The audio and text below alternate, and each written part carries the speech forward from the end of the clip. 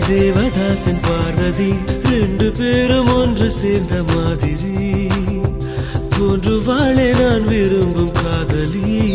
அவளது அழகெல்லாம் எழுதிட ஒரு பாஷை இல்லையே. அவளை நான் அடைந்த பின் உயிரின் மேல் ஒரு ஆசை இல்லையே. பூவாடை கொண்டாடும் தாய் பூமியை பார்த்து சந்தோஷம் கொண்டாடும் என் காதலை பார்த்து கொண்டாட்டம் கொண்டாட்டமே.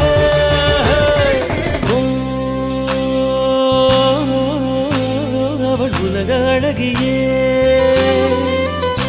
நெஞ்சில் விழுந்த அருவியே.